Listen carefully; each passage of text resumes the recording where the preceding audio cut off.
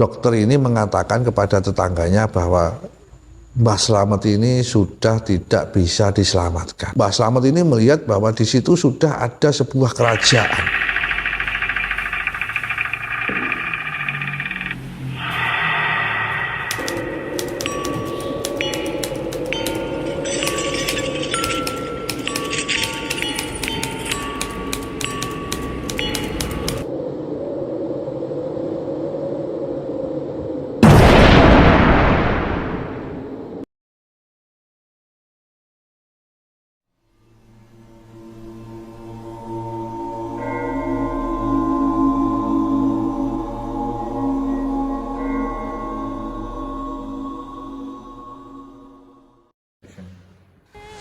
Bismillahirrahmanirrahim. Assalamualaikum warahmatullahi wabarakatuh. Selamat malam. Malam ini saya akan menceritakan sebuah kisah pesugihan yang diceritakan oleh sobat uang malam yang bernama Mbah Slamet. Tetapi sebelum saya masuk ke cerita Mbah Slamet, saya ingin mengucapkan terima kasih kepada sobat uang malam yang selama ini telah mendukung channel kami. Semoga amal kebaikan sobat uang malam dibalas pahala yang berlimpah oleh Allah SWT. Dan bagi sobat uang malam yang belum mendukung channel kami, saya harapkan untuk segera mendukung channel kami dengan cara share, like, dan subscribe. Kembali masuk ke dalam cerita Mbah Slamet. Jadi Mbah Slamet bekerja pada waktu itu ke sebuah bos yang usahanya di perkebunan tebu. Pada waktu itu Mbah Slamet ini bekerja sebagai sopir pengangkut tebu.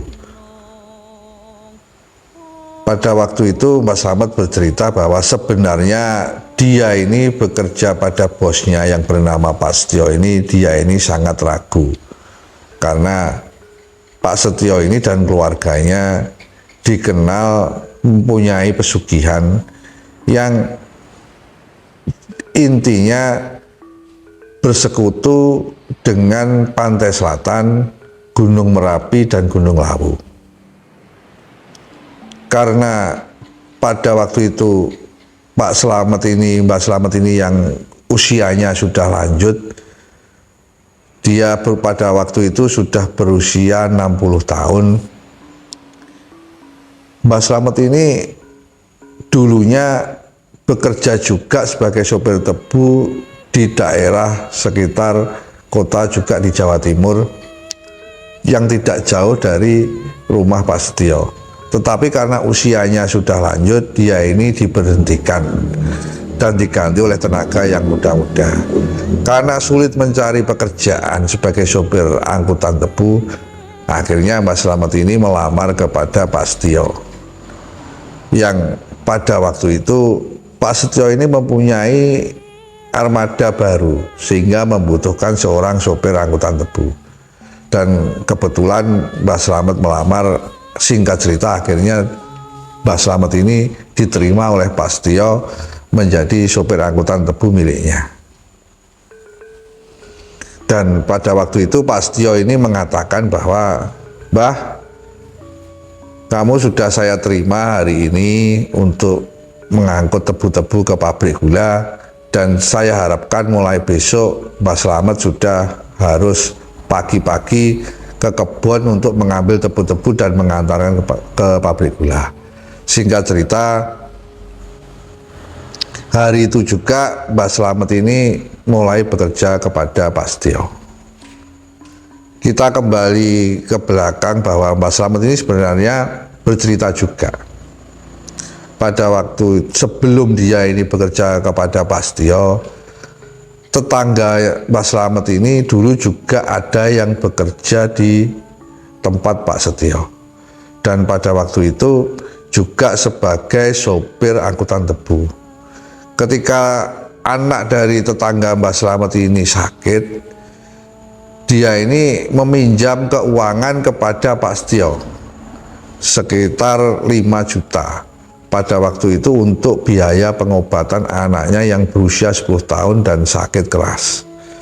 Pada saat meminjam, ke Pak Setio tidak ada kendala apa-apa, dimudahkan. Bahkan Pak Setio ini menawarkan kepada tetangga Mbah Slamet ini uang yang lebih dari 5 juta kalau dia mau untuk pengobatan anaknya. Karena tetangga Mbah Slamet ini orang yang tidak mampu secara ekonomi, dia tidak berani minjam ke bosnya ini banyak-banyak. Karena dia takut tidak bisa mengembalikan. Akhirnya uang 5 juta itu dengan senang hati dibawa tetangga Mbah Slamet itu, dan dia kembali pulang menceritakan apa yang diterimanya dari bosnya itu ke istrinya untuk besoknya paginya dia ingin mengobatkan anaknya. Tetapi aneh, setelah dia pulang dan mempunyai rencana tersebut, sekitar pukul 1 dini hari tiba-tiba anaknya ini tidak sadarkan diri. Karena bingung, akhirnya tetangga Mbah Slamet itu meminta tolong kepada sesepuh yang ada di desanya untuk mengobati sementara atau melihat apa yang terjadi pada anaknya. Dan pada waktu itu sesepuh setempat ini mengatakan bahwa karena tetangga Mbah Slamet ini membawa uang yang berasal dari Pak Setio tersebut, yang intinya Pak Setio ini dibalik kebaikannya ternyata dia menginginkan putra dari tetangga Mbah Slamet itu untuk dijadikan tumbal. Dan dari cerita sesepuh itu, akhirnya malam itu juga tetangga Mbah Slamet ini langsung mengembalikan keuangan itu kepada bosnya Pak Setio. Walaupun sebenarnya Pak Setio tidak menginginkan hal itu, tetapi tetangga Mbah Slamet ini mengatakan bahwa anaknya sudah sembuh dan tidak memerlukan keuangan, sehingga dia mengembalikan keuangannya itu. Intinya tidak jadi meminjam uang. Setelah pulang ke rumah dan uang itu sudah dikembalikan dan dia pulang ke rumah, dia melihat anaknya ini sudah normal kembali, seperti tidak kejang-kejang dan tidak sadarkan diri seperti yang sebelumnya. Dari situ akhirnya Mbah Slamet ini sebenarnya pada waktu bekerja ini dia juga was-was, tetapi dia merasa bahwa dia ini sudah tua, tidak mungkin akan dijadikan tumbal. Satu, kedua, Mbah Slamet ini memang membutuhkan pekerjaan untuk biaya dia hidup, karena dia sebatang kara, tidak mempunyai istri dan anak. Singkat cerita, setelah 3 bulan ini Mbah Slamet ini bekerja dan mengendarai unit truk baru, Mbah Slamet ini setelah kembali malam hari mengantarkan tebu dari pabrik gula dan ingin pulang ke tempat garasi dia memarkirkan truk. Pada waktu itu Mbah Slamet ini mengalami sebuah kecelakaan yang mengakibatkan Mbah Slamet ini koma karena kepalanya membentur kaca sebelah kanan dari sopir. Dan pada waktu itu Mbah Slamet mengalami koma 2 hari. Pada saat Mbah Slamet ini mengalami koma 2 hari, dia dirawat di rumah sakit setempat. Kita kilas balik, pada saat dia dibawa ke rumah sakit itu, dokter dan tetangga-tetangga Mbah Slamet yang mendampingi Mbah Slamet ini, dokter ini mengatakan kepada tetangganya bahwa Mbah Slamet ini sudah tidak bisa diselamatkan. Akhirnya Mbah Slamet ini dibawa kembali pulang ke rumahnya dan siap-siap untuk jenazahnya ini dirawat oleh tetangga-tetangganya dan tetangga desa setempat. Tetapi pada saat itu Mbah Slamet ini mengalami sesuatu yang luar biasa. Dia pada saat dianggap mati oleh tim dokter dan tetangganya, Mbah Slamet ini seperti berada di suatu ruangan seperti penjara. Dan di situ Mbah Slamet melihat banyak sekali orang-orang di situ. Ada anak kecil, ada orang tua, ada yang perempuan juga, ada yang lelaki. Semua diletakkan di tempat ruangan tersendiri. Dan pada saat itu Mbah Slamet melihat wajah mereka sangat sedih dan ada yang berteriak-teriak minta tolong. Pada waktu itu Mbah Slamet ini sangat bingung bahwa dia sekarang ini berada di mana. Tidak lama kemudian Mbah Slamet ini melihat ada dua orang yang sangat tinggi besar, berpakaian seperti pakaian kerajaan ini menuju ke ruangan Mbah Slamet dan membuka pintu yang berada di ruangan Mbah Slamet, mengajak Mbah Slamet ini untuk ikut kedua orang tersebut. Karena Mbah Slamet ini bingung, dia ikut saja. Dan dia diajak keluar dari ruangan tersebut dan menuju ke sebuah gerbang yang di situ begitu dibuka gerbangnya, di situ sudah terdapat suatu kereta kencana. Dan Mbah Slamet diminta untuk naik ke belakang. Dan mereka berdua berada di depan dan yang salah satunya mengawasi Mbah Slamet, yang satunya mengendalikan kuda di kereta kencana itu.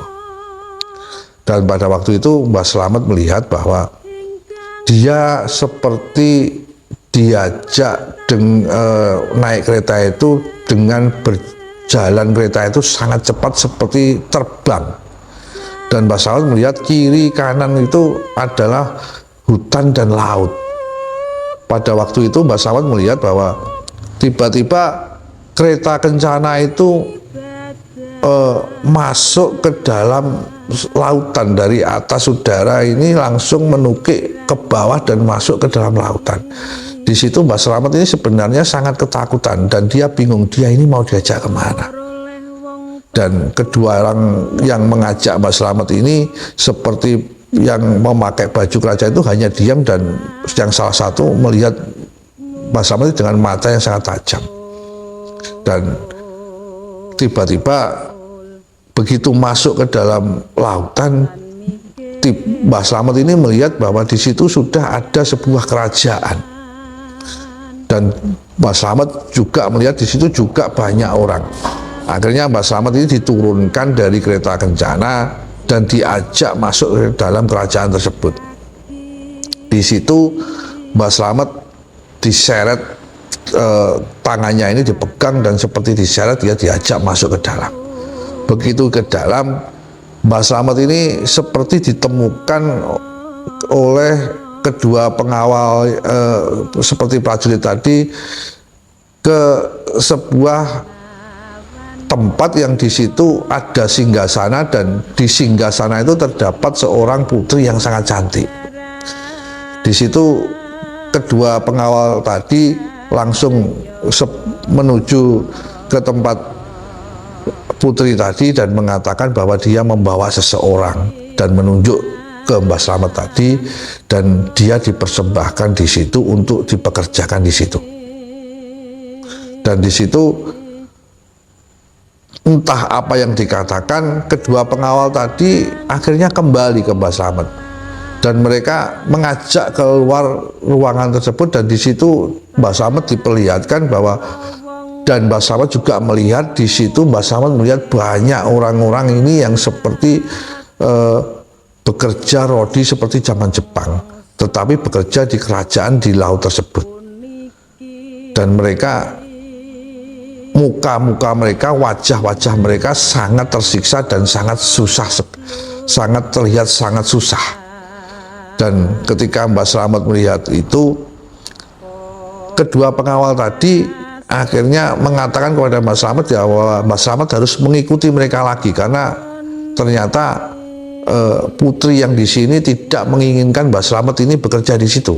Akhirnya Mbah Slamet ini diajak langsung menuju ke kereta kencana lagi, dan Mbah Slamet dimasukkan lagi, dan di situ kereta kencana ini kembali meluncur naik ke atas keluar dari lautan dan akhirnya menuju ke sebuah hutan. Dan di situ Mbah Slamet ini melihat bahwa ada sebuah gunung yang sangat besar, dan di situ kereta kencana ini mendarat.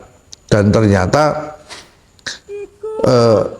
Mbah Slamet ini lagi-lagi seperti mendaratnya kereta ini seperti masuk ke dalam kawah dari gunung tersebut. Begitu masuk dari kawah gunung tersebut, tiba-tiba Mbah Slamet ini melihat ada sebuah kerajaan lagi yang tidak juga kalah besar dan megahnya. Di situ Mbah Slamet ini bertanya kepada salah satu pengawal tersebut, aku ki arep digoneng di saja niki.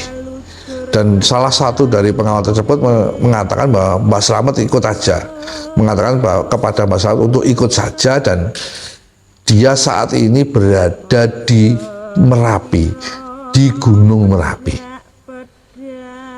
Akhirnya seperti awal Mbah Slamet ini diseret juga masuk ke dalam sebuah kerajaan tersebut, dan di situ Mbah Slamet ini di awal ini melihat banyak orang-orang di situ yang bekerja seperti zaman penjajahan. Mereka ini disiksa, ada yang disiksa karena sangat lelah bekerja. Dan pada waktu itu Mbah Slamet ini sebenarnya tidak tega melihat orang-orang yang berada di situ ini disiksa. Dan akhirnya Mbah Slamet ini dipertemukan lagi di situ, dipertemukan dengan pimpinan yang ada di Gunung Merapi tersebut adalah sebuah putri lagi di situ. Dan di situ ternyata setelah kedua pengawal ini menghadap ke putri tadi, dan ternyata Mbah Slamet ini lagi-lagi tidak diterima berada di situ, dan harus segera keluar dari Gunung Merapi. Akhirnya Mbah Slamet dikembalikan lagi ke kereta kencana dan diajak keluar lagi dari Gunung Merapi. Kali ini Mbah Slamet mengenal betul bahwa dia ini seperti melihat Gunung Lawu, dan di sana tiba-tiba Mbah Slamet ini diturunkan, sama seperti di Gunung Merapi. Berarti di atas puncak Gunung Lawu itu kereta ini turun, dan tiba-tiba saja di situ membentuk sebuah kerajaan. Dan di situ Mbah Slamet diajak lagi. Dan Mbah Slamet pada waktu di Gunung Lawu ini juga melihat banyak orang-orang yang disiksa di situ dan dipekerjakan di situ. Tetapi ketika Mbah Slamet ini dihadapkan di suatu pimpinan yang berada di Gunung Lawu tersebut, lagi-lagi Mbah Slamet ini tidak diperkenankan di situ.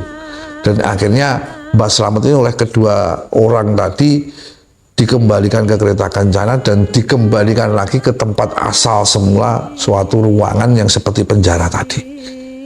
Dan dari situ ada suara yang membisikkan Mbah Slamet bahwa dia ini harus segera kembali. Dan tiba-tiba pada waktu suara itu membentak Mbah Slamet, "Wes kowe jangan balik." Tiba-tiba Mbah Slamet ini seperti terjatuh. Dia sangat kaget sekali, dan di situ ketika Mbah Slamet ini kaget, dia melihat bahwa dia ini pada posisi akan dikafani. Dan pada waktu itu Mbah Slamet ini seperti dari posisi tidur langsung jongkok seperti duduk. Dan di situ Mbah Slamet ini linglung, dia melihat banyak orang di sekelilingnya dan banyak tetangga-tetangganya di sekelilingnya, dan ada seseorang yang ingin mengafani dia. Dan dari situ akhirnya orang-orang itu kaget sekali Mbah Slamet, tapi tidak bisa berbicara apa-apa, dia hanya bisa melihat.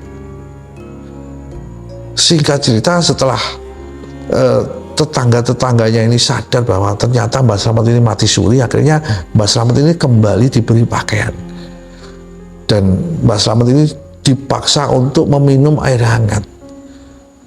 Setelah beberapa jam, akhirnya suhu tubuh Mbah Slamet ini kembali normal dari yang dulu tadinya ini dingin sekali menjadi normal.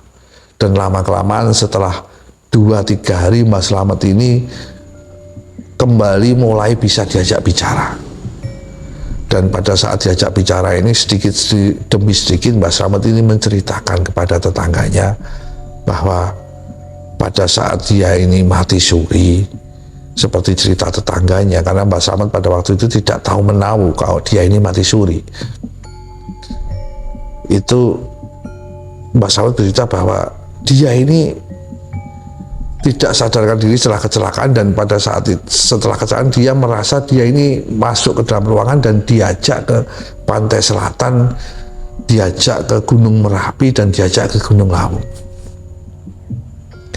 Dari cerita Mbah Slamet itu, akhirnya tetangganya Mbah Slamet ini menyarankan Mbah Slamet untuk beristirahat dulu, dan menyarankan Mbah Slamet untuk besok-besoknya lebih baik bekerja di lain tempat saja, tidak ikut lagi ke Pak Setio.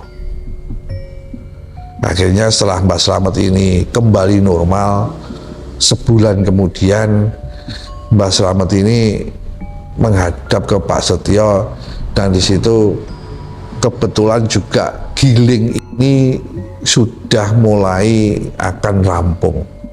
Jadi pekerjaan tinggal sedikit, dan Mbah Slamet beralasan bahwa dia sudah tidak kuat lagi ternyata untuk menjadi sopir tebu. Dia mengundurkan diri dari tempat Pak Setio. Dari sini sampai sekarang Mbah Slamet ini masih sehat walafiat, dan tetangga-tetangganya juga bersyukur bahwa Mbah Slamet ini selamat dari kematiannya, karena ditumbalkan oleh Pak Setio ini mau diserahkan ke pantai selatan atau ke Merapi atau ke Gunung Lawu. Dari sini Mbah Slamet mengakhiri ceritanya. Assalamualaikum warahmatullahi wabarakatuh.